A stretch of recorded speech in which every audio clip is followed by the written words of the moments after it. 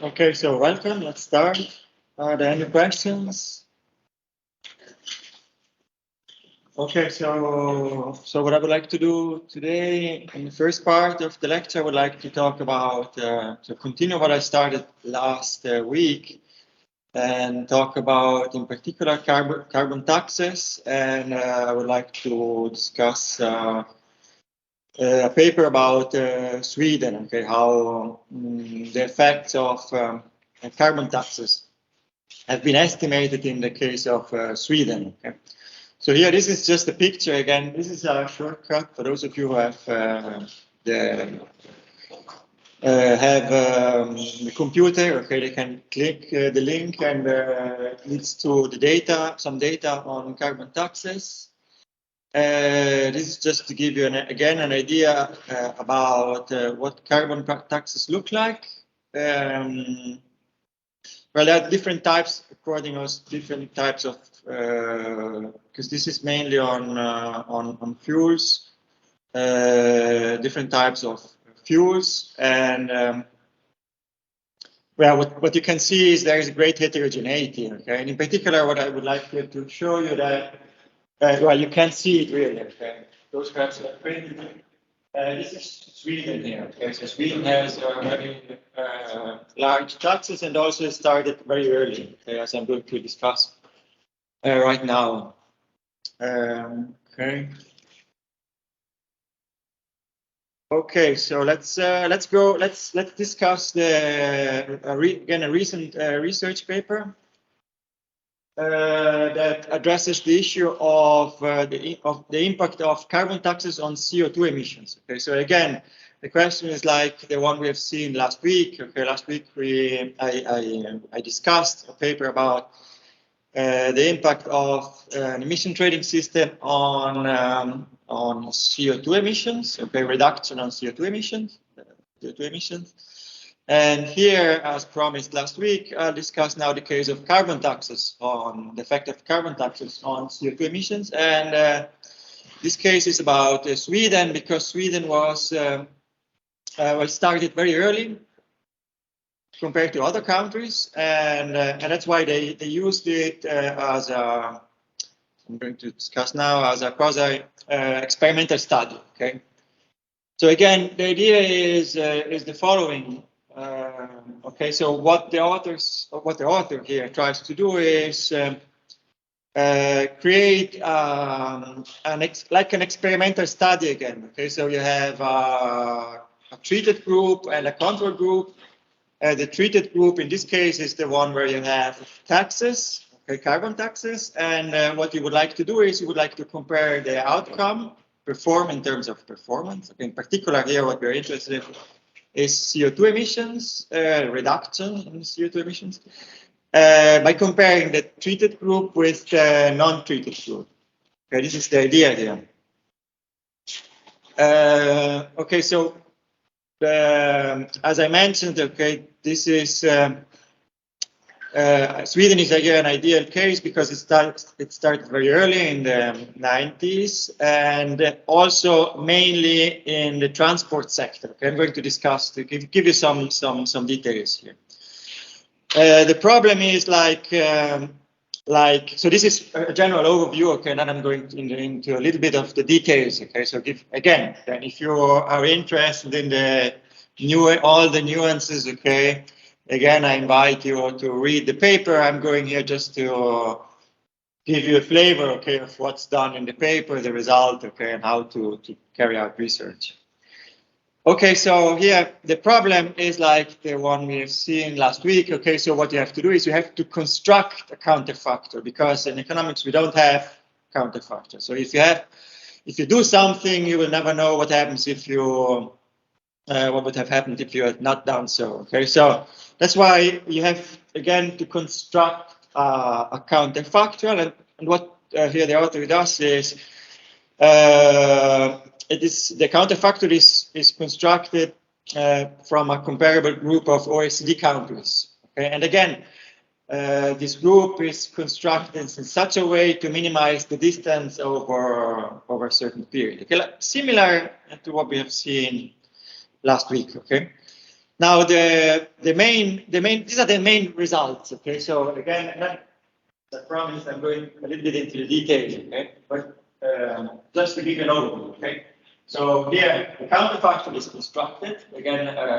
What the authors call synthetic Sweden is constructed, and then they compare what happened to Sweden compared to this artificial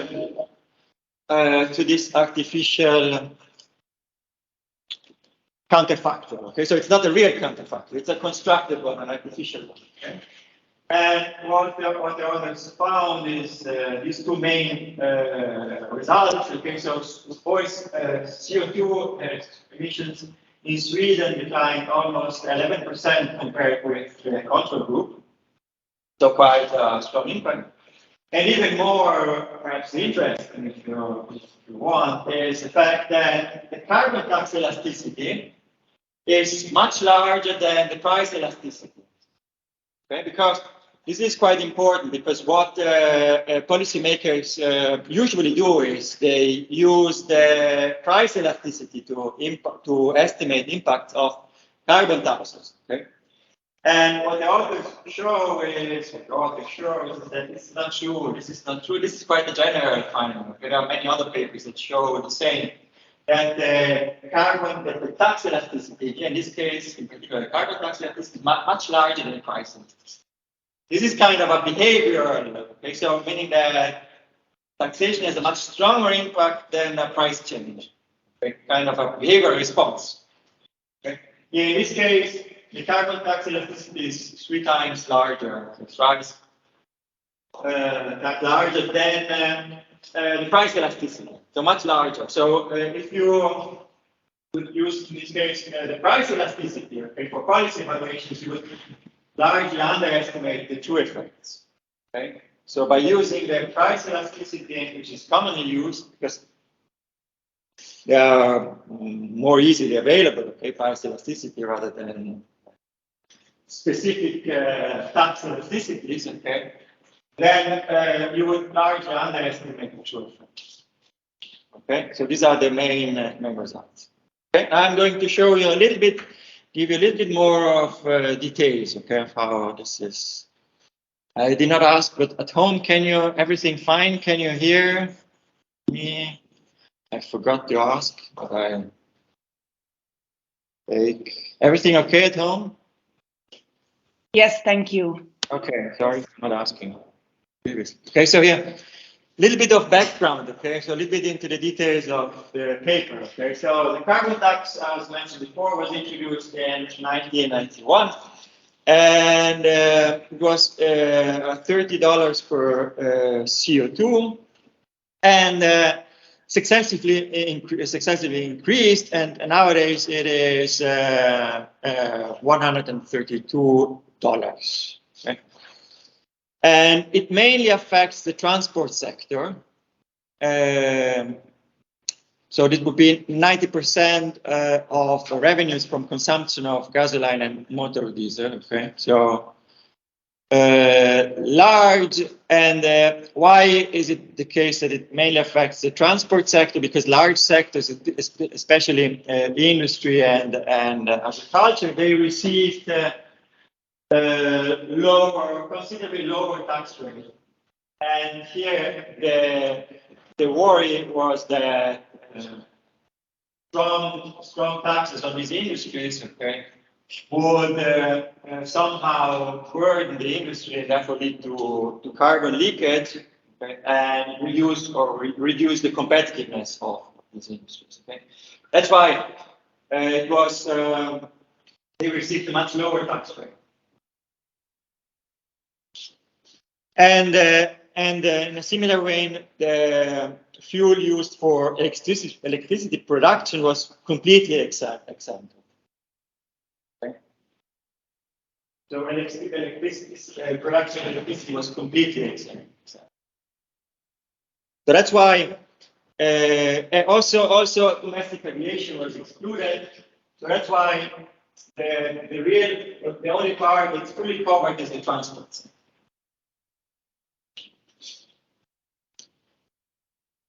But the authors claim, okay, still it's quite interesting case to study because it's the largest source of CO2 emissions from 1990 to 2012. Over this time period, it was the largest source of CO2 emissions. And it's close to 40% of total CO2 emissions per year. Okay. That's why it's in addition to this, there is another tax, the value-added tax, okay, that started of 25%. That started in 99 on gasoline and diesel. So you have two taxes, okay, the value-added and the carbon tax mentioned before. But there are two taxes. This is quite common. Okay, so you have two tax rates. Okay, so in Italy you have it as well. It's quite common to have value-added and the carbon tax. Okay, so now let's talk about the methodology. Okay, so a little bit into the details of what's done in the paper. So just to give you an idea, again, this is the method is known as the synthetic control method, and the idea is to construct. Okay, so what the authors here try to do is they try to construct. Perhaps. Sorry for this. Okay. So what the authors try to do is they construct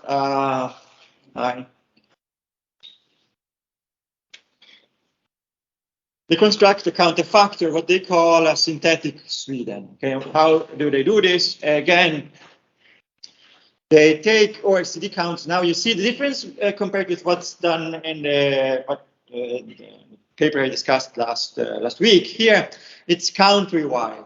Okay, it's not industry or it's not in installation. Here it's really country. Okay, and what therefore the authors here did is try to create this synthetic group by taking OECD countries and but in a weighted way. Okay, again, so putting weights at different countries such that again the distance between Sweden before the treatment, okay, is lowest. Okay. Clearly, you want to take countries where such policies were not in place. Okay, countries where such policies were not in place. Okay, because otherwise you would not have the treated effect. Okay. Because remember, the idea of what I mentioned last week. Okay, so what you would like to have is you would like to have a control group that is not treated, and then you would like to have a treatment group. Okay. Here in this case, you have just one country that is treated, okay, that is Sweden. You would like to compare its performance with a control group that is not treated. Okay, so therefore, what you would like to have is that these two groups, well, in this case, it's a group and a country, but the two, okay, let's call the former one is the synthetic, what the authors call the synthetic Sweden. You would like the synthetic Sweden to be as similar as possible as Sweden, okay, before the treatment, and then treat Sweden and just compare the outcome. Okay, that's what the authors said.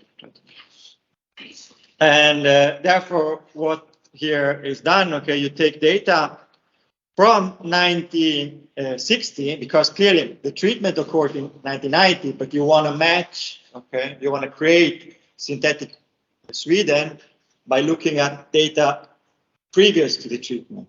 Okay? That's why you need a longer time span. Okay? And they took 14 OECD countries, data from the World Bank, and what you do is, remember, only in 2005 That's why the time period they look at is till 2005, because then in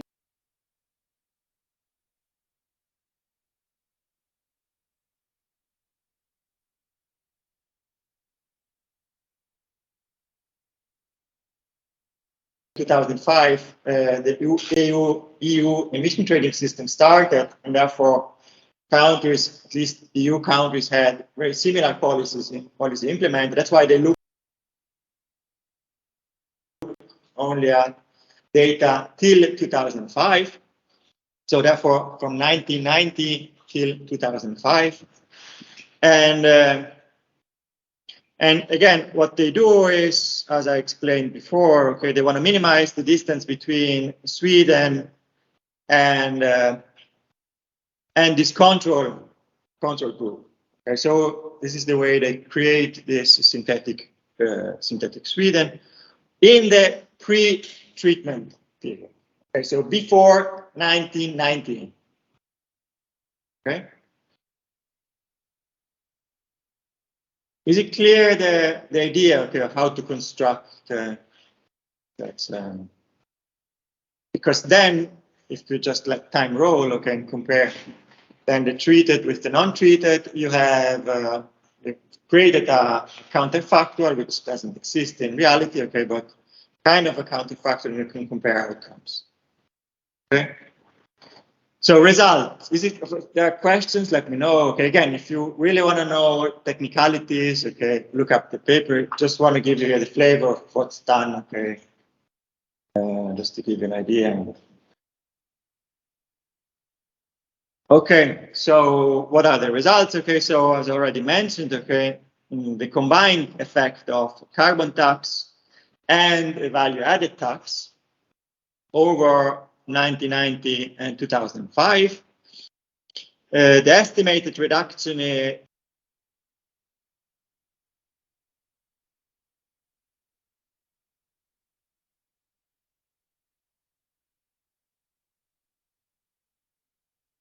is 10.9% from the transport sector.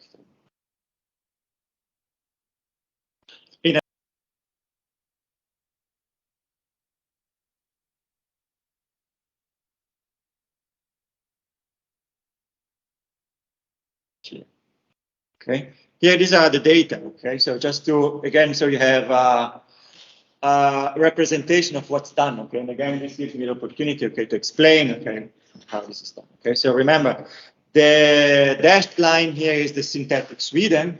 I hope you can see the picture. Okay, so the dashed line is the synthetic Sweden, and you see what you would like to do is you would like to choose. Well, first of all, you have to choose countries that have not policies like Sweden in place, previous pre-treatment, okay? And then what you would like to do is, so given these countries, you would like to choose weights such that the dashed line is as close as possible to the continuous line. Not only here, this is for emissions, but also for other indexes, okay? And if you want to look at the paper, okay, for details, okay.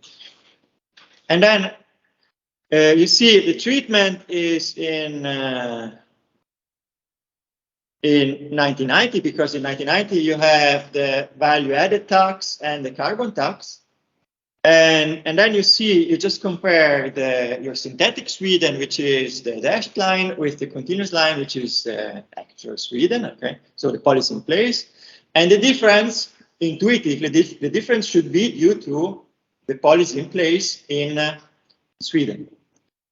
Okay, and you see here that you have quite a strong reduction in CO2 emissions.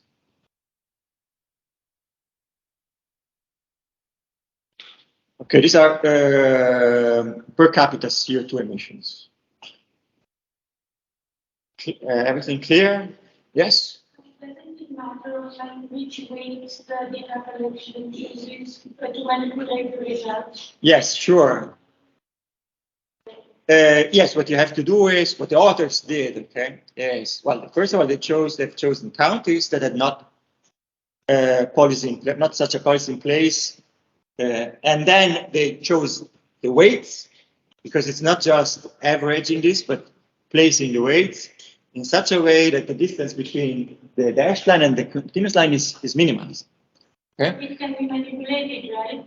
Everything can be manipulated. Yeah, we hope. I mean, this is published in American Economic Review journal, which is a top journal. So, but we know that if you look at if you look at papers published in top scientific journals for medicine, you know that many are just false. Okay, so here it's believe it or not. Okay, so if you do not believe it, by the way, I think the authors have made, I don't know if it's for this paper or for the other paper, but the data should be available on the Harvard website.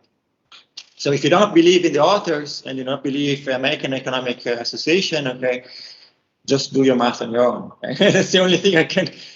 So at a certain point in time, you have either to believe or not believe. If you do not believe, if you're a non-believer, which is okay, you have to do the math on your own. I'm here just explaining what's done. Okay.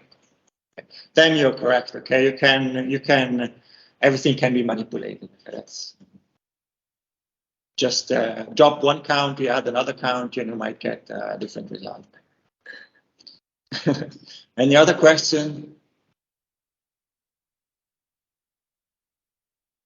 Okay, here again, you see Sweden versus synthetic Sweden. Here you see the gap. Okay, this is the gap. So again, this is the first part. So remember, the first part is by construction like this. Okay, so you want the gap to be as small as possible, and then starting the treatment, okay, you have that the gap opens, and this is because of the treatment.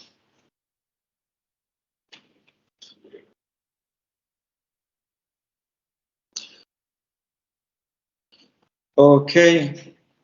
Now this is the first result. Okay. Now second result. Okay, the second result is about disentangling the carbon tax and the value-added tax. Okay. And what they would like to do is then estimate the price and the tax elasticity for gasoline. Okay. And what they do, again, data take Sweden, the price and consumption of gasoline over 1970 till 2011. And here I'm not going into any technical details, okay, because not particularly interesting, but if you, for those of you who are interested, you can look at that paper. I'm going to give you the result. Okay, yeah. The result is the carbon tax elasticity is 3 times larger than the price elasticity. This is, as I mentioned before, this is well documented, so that the tax elasticity is much larger than the price elasticity is in keeping with other findings documented in the literature. And it's because of a behavioral response. Okay, so consumers seem to respond much larger to a tax increase rather than to a price increase.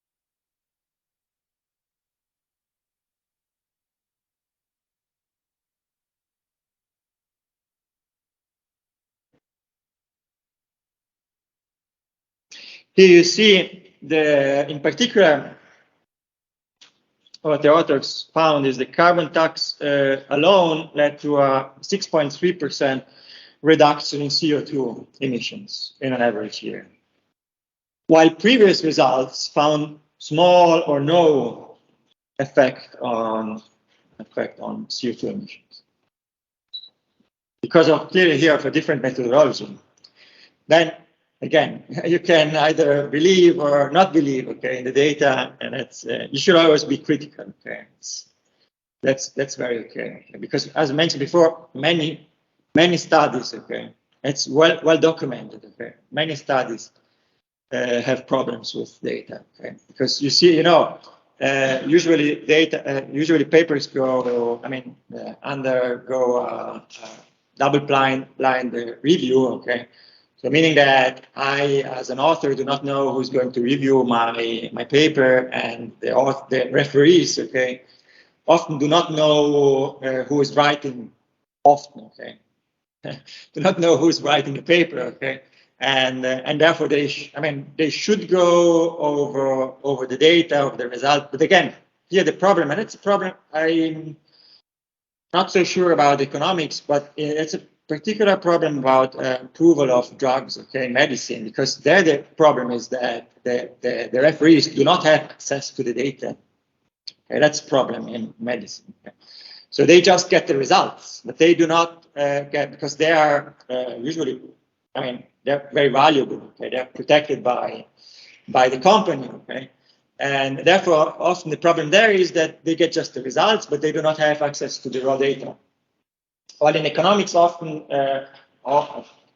most of the time, journals require full disclosure of data. Okay, and but while there is a whole, there is a whole literature on cheating in academics. Okay, so for those of you who are interested, there's a whole literature. Okay. Also, there are now, it's very interesting. Okay, for those of you interested, there are also computer programs that write scientific articles, and some of these scientific articles have been published, okay, by inventing data and doing some regressions. Okay, now you can do this with artificial intelligence. It's quite easy to do this, and some of these articles got published in good journals.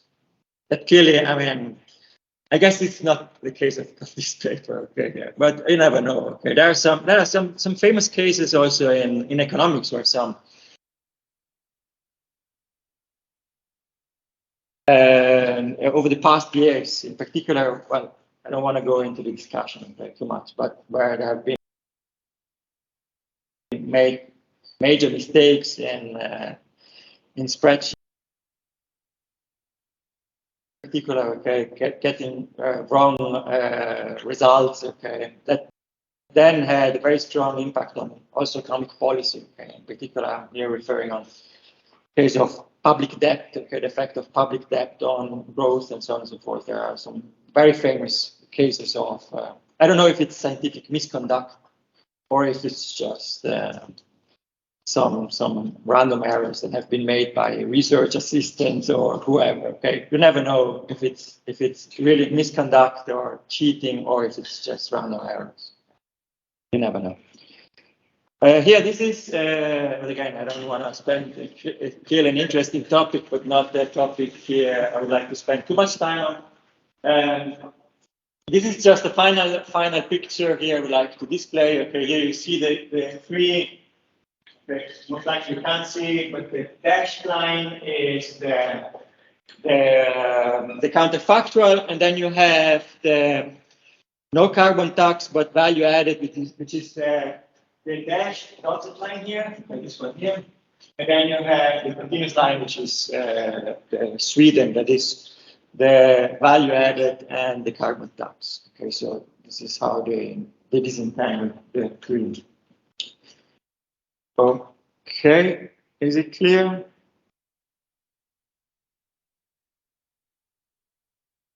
Okay. Any questions, comments? Okay, so if there are no questions, no comments. Okay, I would like to start. Okay, with. I would like to start now with international trade and environment. Okay, so here, what I would like to discuss in particular are the following specific things. I would like to talk about carbon leakage. This is again a big topic as you've seen. well, when I discussed Sweden, okay, for instance, I also discussed that last week. Okay, so policymaker when implementing environmental policies are really worried about consequences for their industries and not only for the environment. Because if you have a policy, because remember the problem is that CO2 emissions and the impact on climate change is a global problem, not a local problem. Okay? So what we would like to do is we would like to reduce CO2 emissions globally, not just locally. Okay? So if we tax our industries, but they just move, or production just move abroad, okay, then and you have 100% leakage, meaning that a 1% reduction here at home leads to a 1% increase abroad. Okay, so meaning that at the global level nothing changes, then this is something here that you would not like to have. Okay, because in this way, what you would do is you would just punish in some way your firms, okay, by increasing their production costs, but without changing what you're really worried about is overall CO2 emissions. Okay? And that's called carbon leakage. Okay? So the first part that I would like to do is I would like to therefore discuss a very simple model of international trade, which is the Geraldine trade theory. Okay, those of you who have taken economics and as an undergraduate, in undergraduate studies, most likely are already familiar with these theorems. Okay, so I hope, nevertheless, to not be too boring. Okay, and explain perhaps things from a slightly different point of view. Okay, this can be explained. And this also gives me the opportunity to introduce some basic microeconomic stuff, which is useful later on, and which is useful perhaps for those of you who have not taken microeconomics. Yeah. So therefore, here, but the main focus here would be on carbon leakage. It's all built up to carbon leakage, and then on carbon leakage, I will have again a discussion from an empirical point of view. Okay, so first of all, I will explain how carbon leakage comes about, and then I will show you data on this. So how this has been estimated, and I'll discuss some policies. So what has been done in order to avoid carbon leakage, and what, for instance, the EU is implementing in order to avoid carbon leakage in the future. And I also discuss some policies that have been implemented. In particular, I'll briefly mention the case of California, which has interesting policy in place, and show you some results on it. Okay? So this is the first part. In the second part, I'll talk about, again, related to the first, it will be on, again, trade, growth, and policy in the environment. And in particular, here I will study, well, I will talk about environmental goodness curve. And I guess since it's a very discussed topic, I guess you're already familiar with it. I will not go into the details of the environmental goodness. It is so popular that I think you will, perhaps also in econometrics, you see some, I mean, how it can be studied. Okay, and there the literature is very controversial because by changing the sample size, by changing countries, by changing the pollutant, you get different results. Okay? Also by changing the estimation method. Okay, so really, again, that's why you should really worry about how things are done. Okay? So do things correctly. You should be very critical about how things are done. Just changing methodology, changing sample size, countries, you get different results. And then what I would like to discuss more length, greater length, is trade liberalization, economic policy, and environment. Here I will show you why in the first part I introduce and discuss everything, everything from a graphical point of view, so I don't just use graphs, just very few formulas. Here I'll be a bit more details from a mathematical point of view. I'm showing you a formal one, okay, how to analyze welfare. This here I would like to study welfare, the change in welfare if there is a change in trade policy. Okay, I just have to ask you if you can take local. Okay, you can because you have here. Okay, yes. Okay, thanks. Yeah, I don't see that. Yeah, that's the pro. You can't. Okay. Yes. Okay, sorry. I'll start. I try to remain here. Okay. Okay, I was just talking about what we're going to see in this in these lectures. Okay, so in the second part of the lecture of these lectures, we'll see the effect of trade liberalization on social welfare, and so from a formal point of view, and then what we will see also again from an empirical point of view. Okay, so what are the effects of trade liberalization on in terms of empirical results. Okay, so again, try to combine here again theory and empirical results. Okay, and I'm discuss in the second part here several papers. Okay, with different methodology and different try to obtain different results. Okay, and then if given time. We see, okay, whether or not to discuss also ecological dumping. Okay, so let's start. Okay, so here, what are the problems addressed? The problems addressed are environmental resources and international trade. And here, what's going to be key is that environmental resources depend on regulation. Okay, so meaning that environmental resources are endogenously determined. Okay? They depend on policy. And therefore, what we study is how environmental regulation affects trade and welfare. So here key is environmental resources are endogenous, they depend on policy, and therefore how to choose. Also, so the problem would be how to choose environmental policy, and therefore what are the consequences in terms of trade and welfare.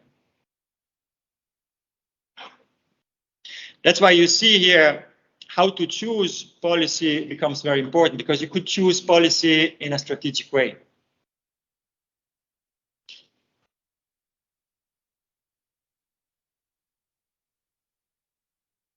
Okay, so as already mentioned, okay, here, therefore, I will review traditional trade theory, a very basic one, and then study extension to incorporate environmental resources.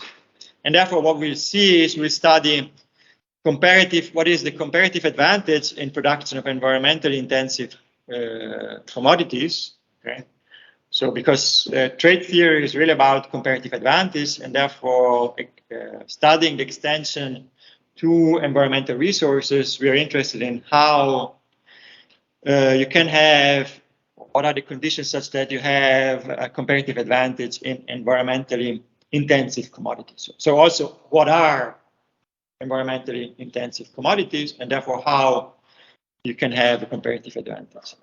And then here I will see a general equilibrium model of trade and study effects of trade liberalization on welfare. As I've already kind of mentioned in the introduction, what you have is we're going to study in particular two results here. One is the gains from trade that comes from trade liberalization, and the other is the impact on the environment. Okay, these are the two things that we are going to study in detail. And then, if there is some time left, I'll also study manipulation of environmental standards in a strategic way, okay, in order to benefit the national producers. And that can lead to ecological dumping. Okay, this is the outline. Okay, so now let's go. Are there any questions before starting? Any curiosities? Or okay. Okay, so here, well, the common, okay, let's say the consensus, main consensus here is that trade enlarges consumption possibilities and as a consequence, welfare. Okay, this is the main consensus here. Okay, so that's why trade liberalization should really increase welfare. Okay, because it enlarges consumption possibilities.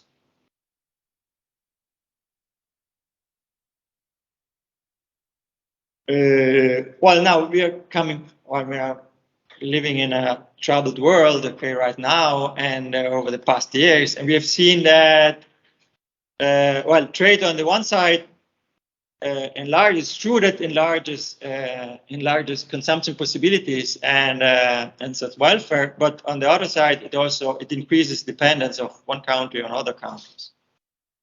Okay, and that's what we experience. I mean, nowadays it's quite clear, but it was already quite clear over the past years. Okay, so the pandemic has already shown this in a very important way. Okay, so what happens if there are severe economic shocks in one country, this could strongly affect other countries because now they depend on their production. Okay, so you have a clearly strong interdependence. Okay, so this is because of trade. Okay, so we are specializing our production. Okay, other countries specialize and then they trade. But then clearly, if there are some troubles in other countries, we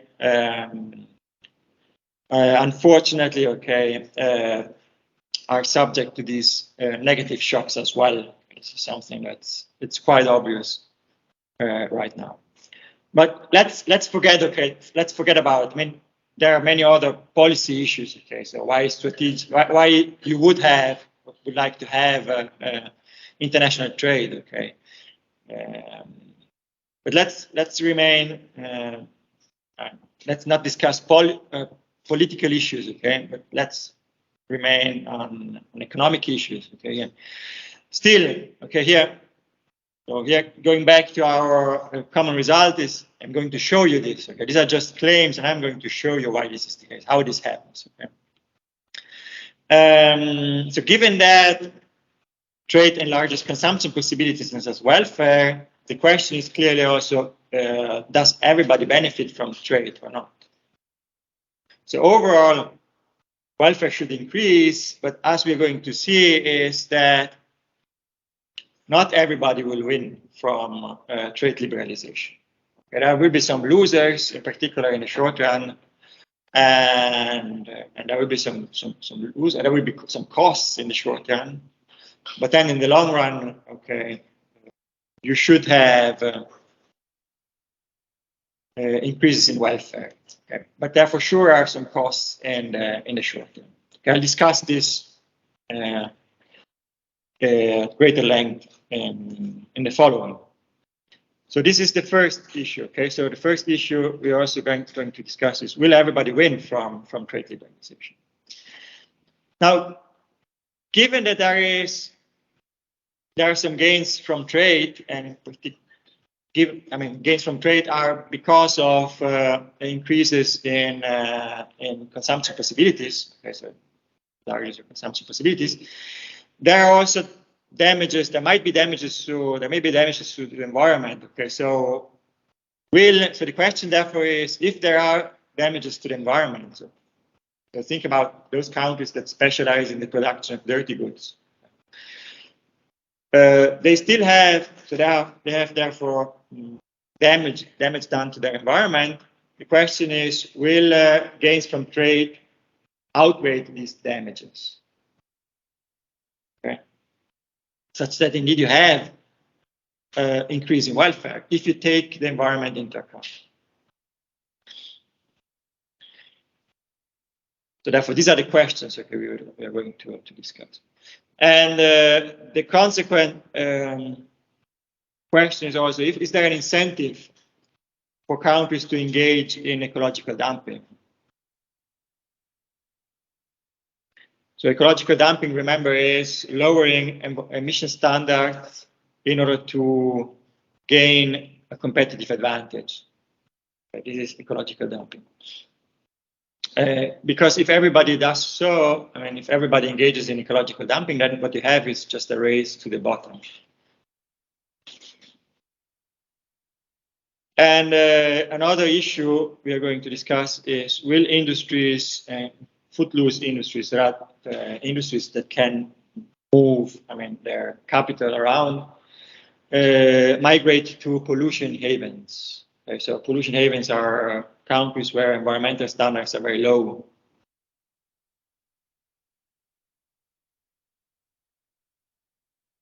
Okay, let's go into some other discussion before going to the results. Okay, so as already mentioned, it is, many economists believe that free trade improves welfare, and this is because it enlarges consumption possibilities, increases income, and so welfare. Okay, this is the result. Okay, it enlarges consumption possibilities, it increases income, and therefore it increases welfare. And it may also be a positive thing that the industries relocate to countries with low standards.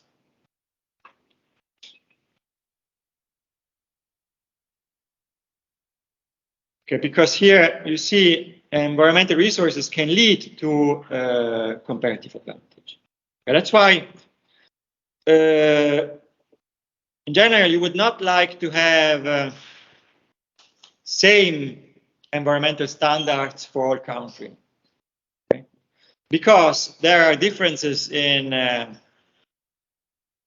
income per capita, and there are also differences in density, population density. There are differences in, if you think about pollution, there is a difference in terms of how the environment can absorb those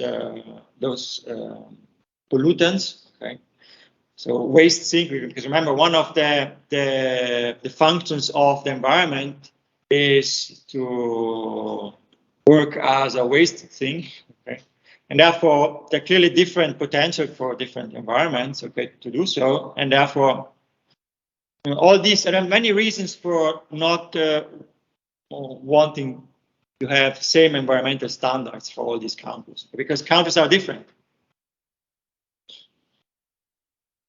So therefore you would not want to standardize environmental taxes and so on and so forth. Okay. So you would like to do is perhaps for similar countries. And I'm going to discuss this in greater length in a minute. So changes in environmental regulation, this is what I hinted at previously. Okay. Changes in environmental regulation can lead, since a change in environmental regulation leads to a change in the endowment of environmental resources. Okay, because remember, environmental resources depend on environmental regulation. Therefore, if you change environmental policy, you change the endowment of environmental resources, and this can lead, as I'm going to discuss in a minute, to a change in comparative advantage. Okay. A simple case. Okay, here in the EU we have now a stronger environmental regulation. Okay, this can lead to some industries to move abroad. Okay, this can be a worry and it can happen. Okay, has happened. This clearly because what happens, firms here, costs of production are higher, and therefore what firms do is they relocate. Therefore, this changes the comparative advantage of country. And what therefore this may lead to, it may lead to temporary unemployment. It may lead to temporary unemployment. Because clearly, people working in heavily polluting industries can now lose their jobs because industries are shut down or just moved abroad or whatever, okay, and therefore they lose their job, okay. But this should be, I mean, from an economic point of view, this should be what is called frictional unemployment. Okay, so they lose their job, but if the labor market works well, okay, they should find another job. This is not always the case, clearly, because it depends on how old, how skilled these workers are, because clearly in some cases, there's no way to re-employ these individuals in other sectors. Okay?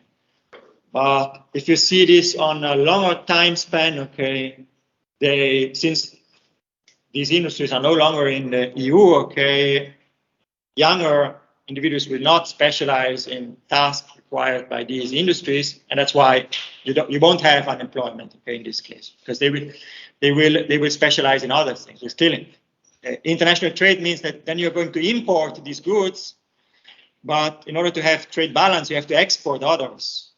Okay? So meaning that you are importing something, but you're also exporting something. But clearly, these products need to be produced, and therefore you see workers have just to be relocated. It's not that you require just overall fewer individuals, it's just that they have to be relocated. Is it clear? Okay, this is at least a common viewpoint. Okay, then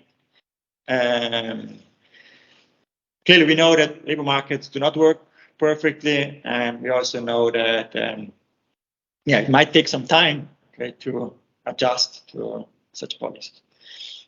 And so that's why trade restrictions here made on environmental grounds should be viewed with suspicion, because they might be motivated by protectionist concerns.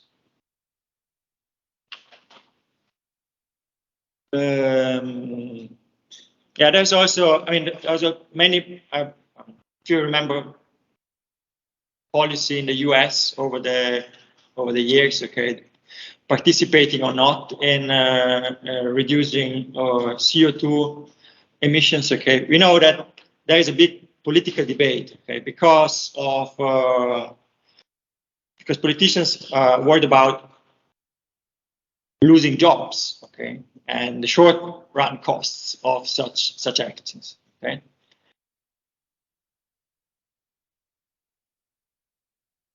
Okay, are there any questions? Because now what I would like to do is I would like to give you the theory, give you the results, and then discuss things at greater length, okay, more carefully in a detailed way.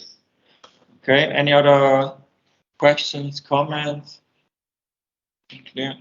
Okay, so if everything is clear, okay, what I would like to do is I would like to discuss here the extraordinary trade theory, which is let's say the most convenient here to use for studying environmental resources and their impact on production and the issues I've mentioned now, the questions I've raised now.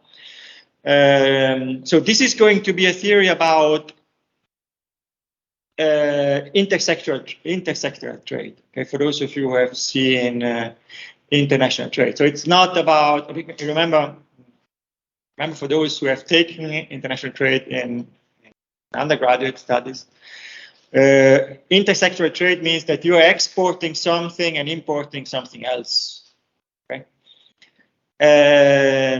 Which is not the only trade we observe in reality, because in reality what we observe also what is called intersectoral trade. So you're exporting products, but you are importing the same product.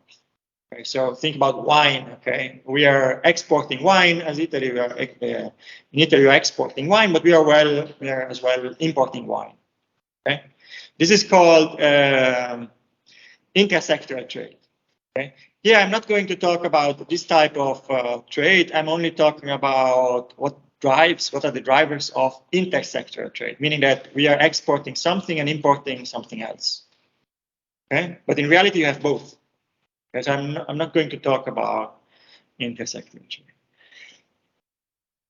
Then more modern trade theory also looks at firm-specific trade. That's something I'm also not something that's particularly relevant for what I'm trying to do here.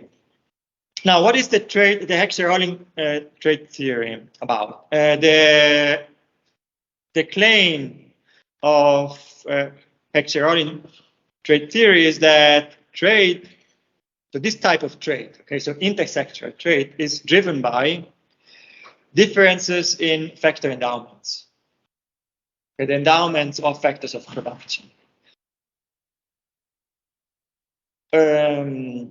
Now, how does this come about? Okay, here, what is done is they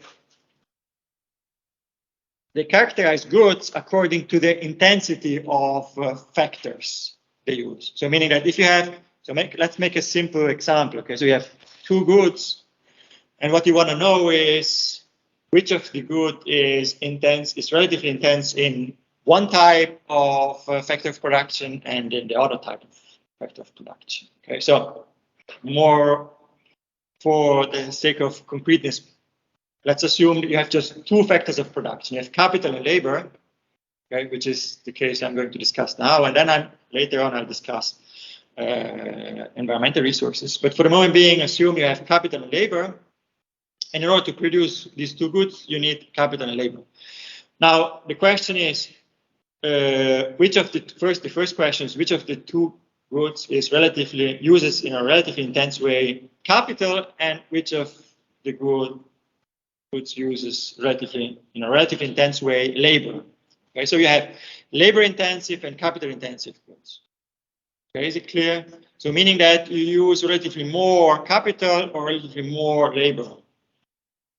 Okay. Also here I will be more specific when I go into the details of the model. Okay, so, but just from an intuitive point of view. Okay, if you use relatively more capital or relatively more labor, that's what matters. Because if this is clear, then the claim, and this is the theorem, and then I'm going to prove it now, not formally, I'm going to prove it. It's just some graphs, okay, some figures. The claim is the following: a country will export those goods relatively intensive in its abundant factor of production.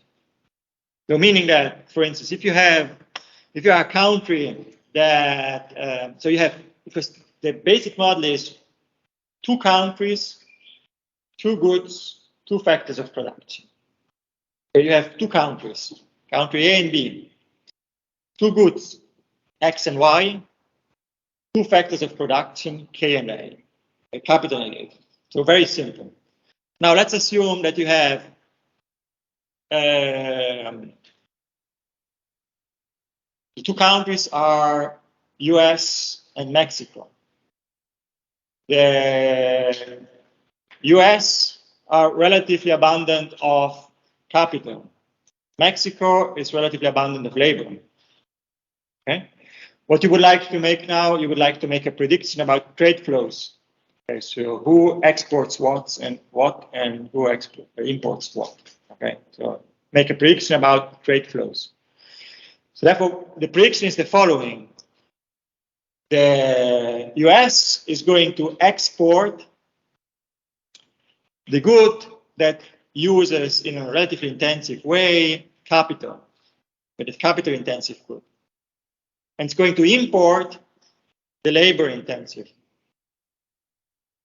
Okay? And Mexico does the opposite.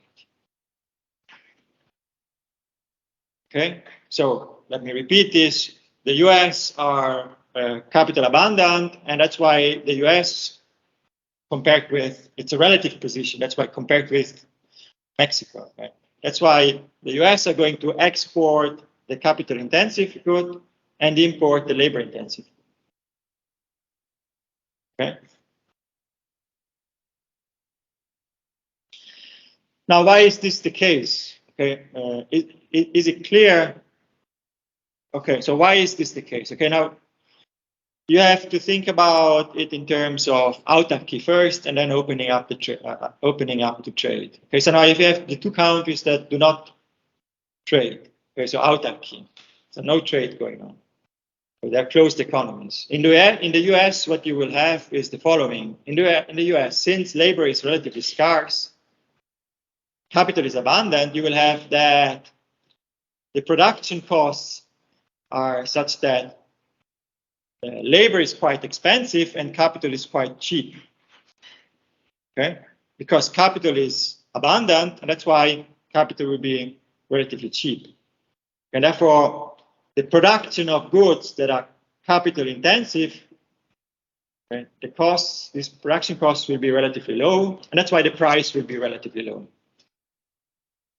Is it clear? That's why in the US, capital intensive goods will be relatively cheap, while labor intensive goods will be relatively expensive because the US are labor scarce compared with Mexico, because in Mexico the opposite happens. In Mexico, labor is abundant, and that's why labor cost is very low, and therefore the wage rate will be low, and therefore the production costs of labor-intensive goods will be low. The production costs of labor-intensive goods will be low, while the production costs of capital-intensive goods will be high. Okay, and therefore the price of the labor-intensive good will be low, while the price of the capital-intensive good will be relatively high. Okay. Now, if you open up to trade, you see that they can benefit from trading. That's why you see what matters here is how scarce one country is compared with the other country. So it's not absolute scarcity that matters, but it's the relative scarcity. Okay, it's not absolute scarcity that matters, but relative scarcity.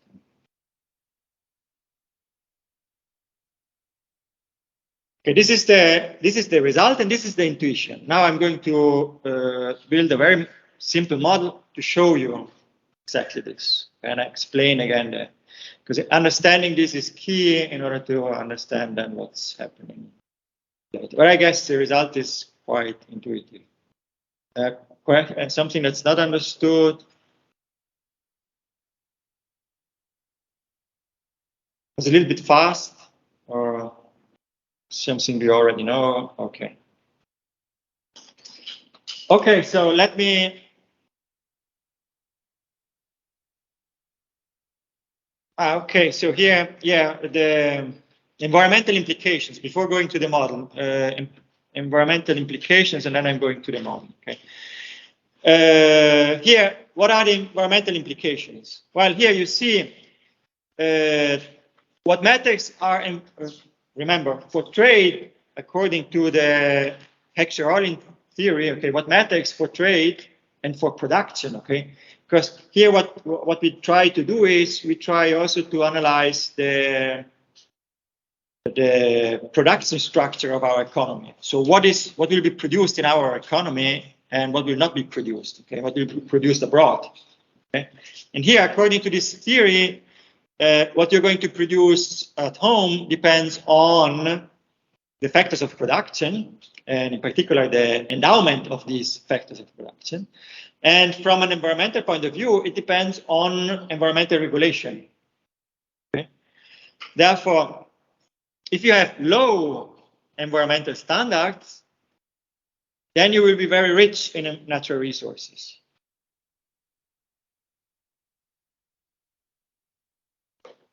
Or in a similar way, if you have high assimilative capacity, you are also very rich in environmental resources. Okay? Now, countries that are rich in environmental resources, they should specialize in the production of environmentally intensive goods, because they will have a comparative advantage, like I explained before. Okay? And therefore, they should export these goods and import others. Therefore, countries that are rich in terms of environmental resources, natural resources, environmental resources, they should specialize, they have a comparative advantage in the production of these goods, and therefore they should specialize in the production of these goods, and therefore export these goods and import others. So, Professor, can I just quickly ask, so when you say the export of an environmental intensive tools, are you talking about, so basically, for example, in Australia, we extract quite a lot of commodities from the ground, but we don't process it in Australia, it's processed in Both. Asia? Yeah, both. Both. I mean, could be natural resources like the one you mentioned. Okay, so we have a lot of natural gas, okay, or whatever, okay, and export it. Okay, just extract it and export it, and then import others. Okay, that's what we are nowadays. Okay, so facing. Yeah, so like, I'm trying to sort of say is that like it's a ration, but if you have these environmental goods, then you should also process them and export that as part of this whole concept. It's not a great concept, but it's more rational to export your natural commodity, your resource, and then import and process it. Okay. And this, it depends whether whether it's convenient for you to do so. Okay, and you would have to check whether you have a comparative advantage in doing so or not. Okay, to other countries. Okay, but here I'm really not talking about this, because what I would like now to do is I would like to here study more environmental resources in terms of pollution. Okay, but also the issue you raised. Okay, here is part of this. Whether then you're going to process it or not, and depends on, again, if you have a comparative advantage in doing so or not. Okay, because it could well be the case that it pays off to do this in another country because they have, and it's cheaper to do so that way. Okay, it again depends on the comparative advantage. Okay, then the country to country, and we know both. We know that both. I mean, in some cases it happens. In some. And in this instance, you also better say Sorry, I did not. like if you follow these trade rules, it's like you say it's not from kind of banana. Yeah, but this is yeah. Now let's see what we do here. What we try to do in economics, we try to make a prediction. Okay, so it's not that, because we look at the world and we try to make a prediction. Okay,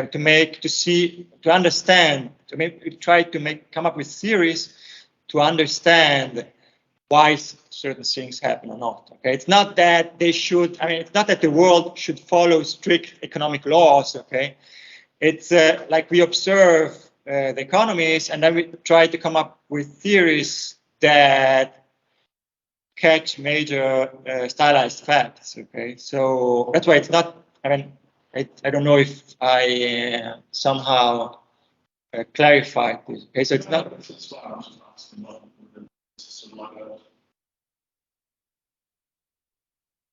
Okay. Yeah, but just remember, okay, so we are just here. It's not that by describing it. This is usually what I do with my micro students. Okay, so when I explain consumer behavior, which is kind of strange. I don't know if you have an economic background. Do you have? Okay.